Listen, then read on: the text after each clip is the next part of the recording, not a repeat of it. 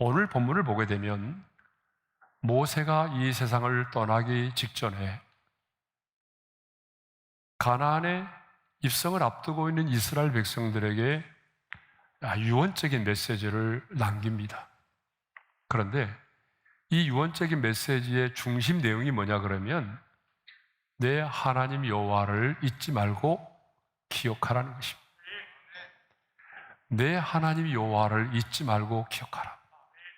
자, 우리 11절의 말씀을 읽겠습니다. 다 같이요. 내 하나님 여호와를 잊어버리지 않도록 삼갈절. 14절의 말씀을 읽겠어요. 내 하나님 여호와를 잊어버릴까 염려하노라. 18절의 말씀을 읽습니다. 내 하나님 여호와를 기억하라. 그러면 왜 모세는 유언적인 메시지로서 내 하나님 여호와를 잊지 말고 기억하라고 했을까요?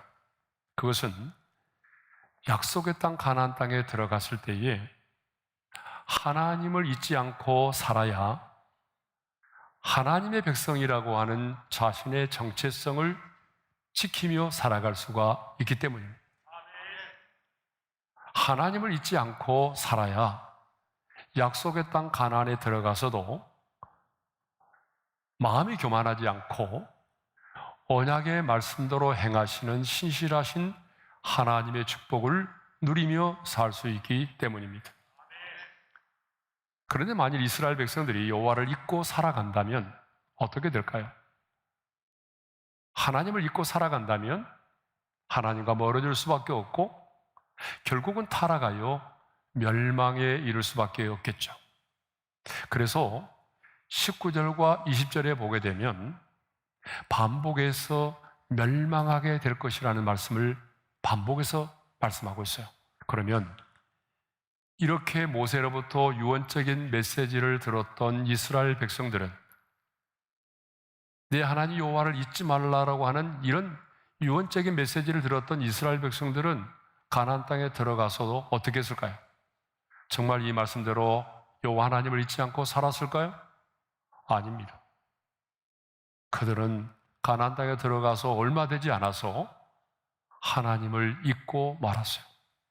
너무나 쉽게, 너무나 빠르게 여호와 하나님을 잊고 말았던 거죠. 자신들의 조상들을 430년 동안 종살이하던 애굽에서 인도하신 그 하나님을 40년 동안 이스라엘 백성들을 광야에서 인도하시고 하늘에서 만나와 메추라기를 내려 먹이시며 구름 기둥과 불 기둥으로 그들을 인도하신 그 하나님을 너무나 쉽게 빠르게 잊어버렸던 것입니다. 그런데 이 하나님을 잊어버렸다라고 하는 것은 그들만의 문제가 아닌 것 같습니다. 오늘 저와 여러분의 문제입니다. 오늘 저와 여러분도 얼마나 쉽게 하나님을 잊어버리고 하나님께서 우리 인생 가운데 베풀어 주신 하나님의 은혜를 빨리 잊어버리고 살아가는지 모릅니다. 그러면 우리가 언제 하나님을 잊고 하나님께서 우리에게 베풀어 주신 은혜를 잊어버립니까? 여러분, 언제 여러분은 하나님을 쉽게 잊어버리죠?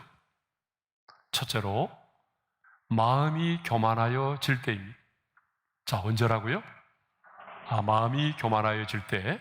예. 그런 말씀에 반응을 잘 하시길 바랍니다. 언제라고요? 네, 마음이 교만해질 때입니다. 14절의 말씀 우리 한번 읽겠습니다. 다 같이요. 내 마음이 교만하여 내 하나님 여호와를 잊어버릴까 염려하노라. 하나님의 사람이 언제 하나님을 잊고 살아가는가 하면은 마음이 교만하여질 때 하나님을 잊고 살아간다는 거죠. 하나님은 분명히 하나님을 잊어버리는 것을요 망각이라고 말하지 않고 교만이라고 말씀하고 있어요. 우리는 교만하게 되면 목에다가 기부싸는 사람, 그리고 다른 사람을 업신여기고 함부로 비판하는 사람을 교만하다라고 말하죠. 그러나 그것만이 교만이 아닙니다. 하나님 앞에서의 교만은 하나님을 잊고 살아가는 것입니다. 하나님 앞에서의 교만은 하나님을 잊고 살아가는 것입니다. 그것도 다른 사람의 하나님이 아니라 바로 나의 하나님을 잊고 살아가는 거죠. 나를 구원하신 하나님, 나를 여기까지 인도하신 그 하나님의 은혜를 잊고 살아가는 것이 하나님 앞에서는 교만이 된다라고 하는 것입니다. 그러면 우리가 다 경험하고 있지만 언제 우리 마음이 교만해지던가요? 여러분, 우리가 마음이 언제 교만해지죠? 내 생활이 안정되고 부요해질 때, 풍부해질 때, 그때 우리 마음이 교만해집니다. 자, 12절의 말씀을 읽겠어요. 다 같이요. 내가 먹어서 배부르고 아름다운 집을 짓고 거주하게 되며. 예. 그동안 그들은 하늘에서 내리는 만나와 메추라기만을 먹었어요. 근데 이제 가나안 땅에 들어가게 되면 자신들이 농사를 짓게 되잖아요.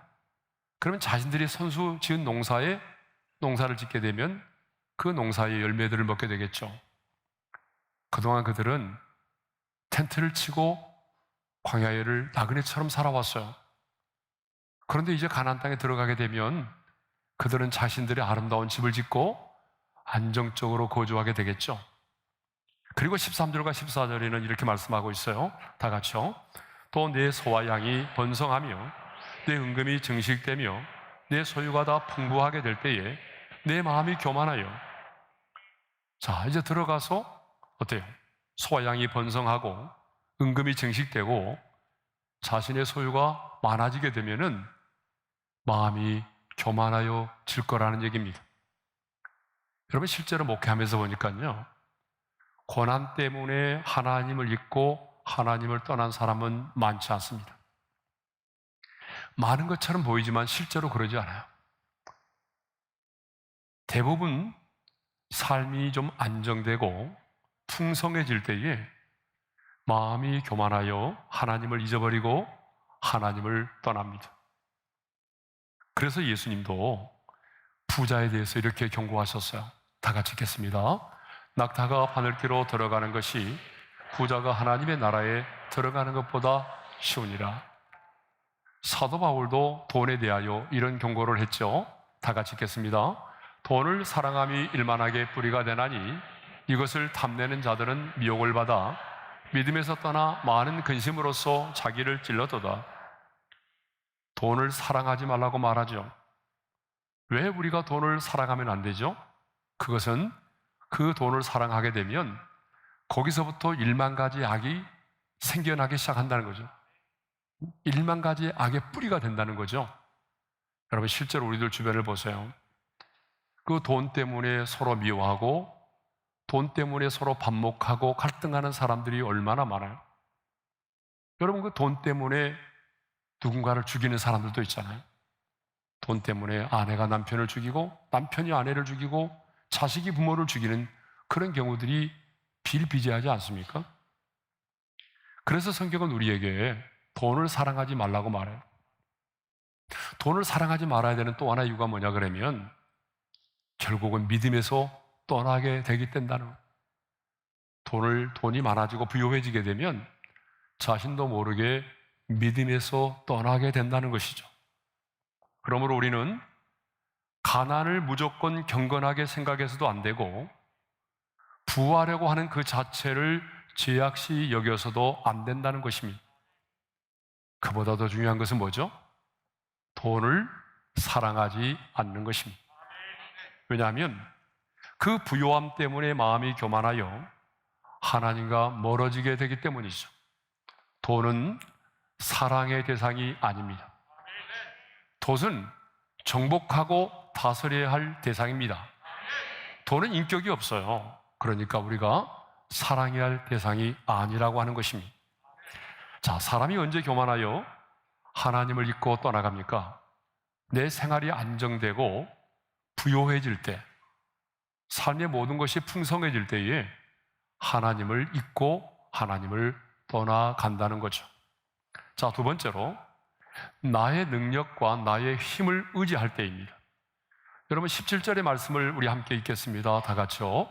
내가 마음에 이르기를 내 능력과 내 손의 힘으로 내가 이 재물을 얻었다 말할 것이라. 40년 동안 광야 생활을 하는 이스라엘 백성들은요, 엄밀하게 말하면 재물의 소유라고 하는 것이 별로 없었어요. 그들이 가지고 있는 것은 애굽 땅에서 가져 나온 것밖에 없어요. 여러분 그렇잖아요. 그런데 이제 그들이 약속의 땅 가나안에 들어가게 되면, 이제는 땅을 차지하게 되고 농사를 짓게 되면 자신들의 농경지도 생겨나게 되고 과수원도 생겨나게 되고 또 많은 양떼와 소떼를 거느리게 되잖아요. 그런데 그때 그들이 마음에 이르기를 뭐라고 말하냐면 이렇게 말한다는 거예요. 내 능력과 내 손의 힘으로 이 재물을 얻었다. 그런데 하나님은 모세를 통하여 이렇게 말씀하시죠. 그가 내게 재물 얻을 능력을 주셨습니다. 하나님께서 재물 얻을 능력을 주셨다라고 분명히 말씀하십니다. 그런데 왜 그들에게 재물 얻을 능력을 주셨다라고 말씀합니까? 18절의 말씀을 읽겠어요, 다 같이요. 이같이 하심은 내 조상들에게 맹세하신 언약을 오늘과 같이 이루려 하심이니라. 하나님께서 일찍이 조상들과 언약을 맺으셨는데 그 언약을 하나님이 충실히 지키기 위해서 그 언약대로 하나님은 이스라엘 백성들을 애굽에서 이끌어내셨고, 언약대로 하나님은 가나안 땅에 이르게 하셨고, 그리고 그들에게 재물 얻을 능력을 하나님이 약속대로 주셨다라고 하는 것입니다. 무슨 말입니까? 너희가 가나안 땅에 들어가서 갖게 되는 모든 재물은 너희의 힘과 능력으로 얻어진 것이 아니라는 거예요. 하나님께서 그 재물 얻을 능력을 주셨기 때문이라는 것입니다. 그러므로 내 자신의 힘과 능력으로 이런 재물을 얻었다고 마음속으로라도 생각하지 말라는 거예요. 여러분, 입술로만이 아니라 혹시 마음속으로라도 그런 생각을 하지를 말라는 거예요. 그런데 우리 인간들은 어떻습니까?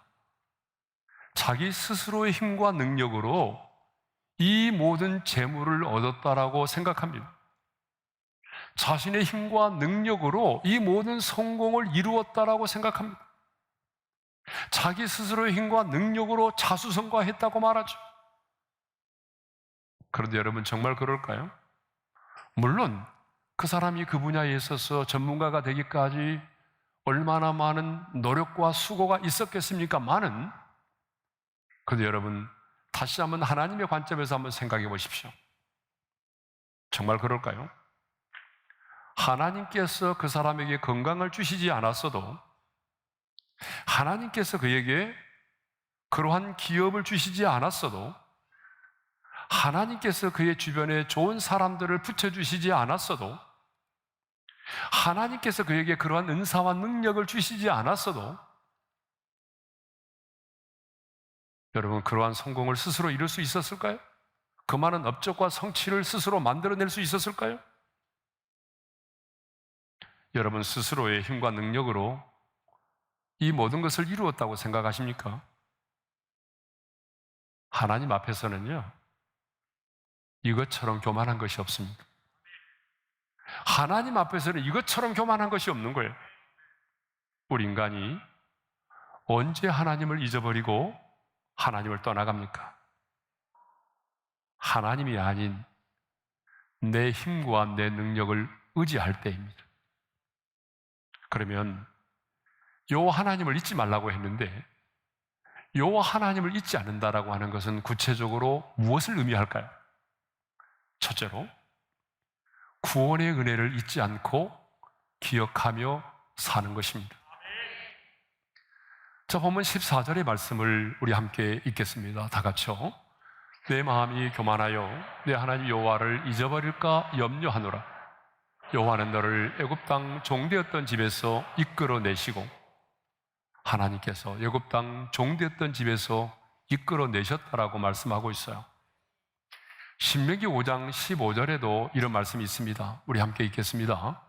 너는 기억하라. 내가 애굽 땅에서 종이 되었더니 내 하나님 여호와가 강한 손과 편팔로 거기서 너를 인도하여 내었나니. 여러분, 이스라엘 백성들은 430년 동안 애굽에서 종살이 하다가 하나님의 특별한 은혜로 애굽에서 출애굽을 하게 됐습니다. 430년 동안 종되었던 애굽의 땅에서 그들이 하나님이 약속하신 축복의 땅, 젖과 꿀이 흐르는 가나안 땅으로 그들이 들어와 살게 되었습니다. 그러므로 여러분, 이스라엘 백성들이 하나님께로부터 받았던 가장 큰 은혜와 축복은 바로 애굽으로부터의 해방이었습니다. 이 애굽으로부터의 해방은 오늘 저와 여러분에게는 뭘 의미할까죠? 이 애굽으로부터의 해방은 저와 여러분에게 있어서는요, 예수를 믿음으로 말미암아 죄와 죽음으로부터 해방되는 것을 의미합니다.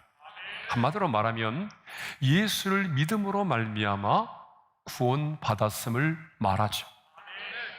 자, 이스라엘 백성들이 출애굽하기 전까지 그들은 애굽에서 바로의 압제에 시달림을 받아야만 했습니다. 노예로 살아왔어요. 저와 여러분 역시 예수를 믿기 전까지 이 하늘의 공중 권세 잡은 자의 압제를 당하고 죄와 죽음의 법에 매여서 그들의 종으로 살아왔습니다. 그런데 하나님께서 유월절 어린 양의 피를 통해서 애굽에서 종살이하던 그들을 구원하여 내셨습니다.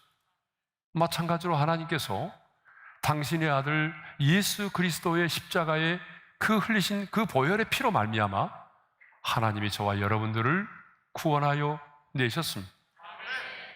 그러므로 저와 여러분이 구원을 받게 된 것은 우리의 행위와 공로와 근거에 의해서가 아니라 오직 믿음으로, 오직 하나님의 은혜로 말미암아 우리가 구원을 받게 된 것입니다.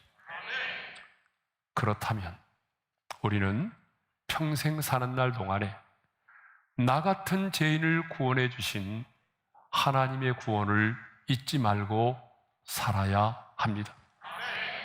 다른 것은 다 잊어버려도 괜찮아요. 결혼 기념일 잊어버려도 괜찮아요. 그러나 여러분, 나 같은 죄인을 구원해 주신 그 구원의 은혜만큼은 평생 사는 날 동안에 잊지 않고 살아가시기를 바랍니다. 두 번째로, 하나님을 잊지 않고 살아간다라고 하는 것은 오늘 본문에 의하면 광야의 은혜를 잊지 않고 기억하며 사는 것을 말합니다. 자, 하나님은 이스라엘 백성들을 애굽에서 이끌어내신 다음에 하나님이 약속하신 가나안 땅, 빠른 걸음으로 들어가면 10일이면 들어갈 수 있는 그 지름길이 있음에도 불구하고 하나님은 그 지름길로 인도하지 않으시고 그들을 어디로 인도하셨나요? 광야로 인도하셨어요. 그래서 그 광야에서 40년 동안 훈련을 받게 하셨습니다. 자, 15절의 말씀을 읽겠습니다. 다 같이요. 너를 인도하여 그 광대하고 위험한 광야, 곧 불뱀과 정갈이 있고 물이 없는 간조한 땅을 지나게 하셨으며 또 너를 위하여 단단한 반석에서 물을 내셨으며. 여러분, 15절의 말씀처럼 광야는 어떤 곳입니까? 광야는요, 광대하고 위험한 곳입니다. 광야는 끝없이 펼쳐진 사막이기 때문에 길이 없습니다. 뱀과 전갈의 위협이 있습니다. 물이 없어도 농사도 지을 수 없는 간조한 땅입니다. 기온의 차이가 심해서 생활하기가 참 어려운 곳이죠. 광야는요, 늘 외롭고 고독한 곳입니다. 광야를 지나며라는 찬양의 가사처럼 주님 손 놓고는 하루도 살아갈 수 없는 곳이 바로 광야입니다. 사랑하는 성도 여러분, 외롭고 고독하십니까? 너무나 외롭고 고독해서 여러분, 남 모르는 가운데서 속절없는 눈물을 흘리며 살아가는 분이 계십니까? 세상 어디를 둘러봐도 기댈 곳이 없습니까?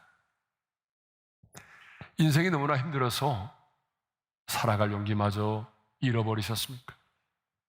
그렇다면 여러분은 지금 광야의 한복판에 있는 것입니다.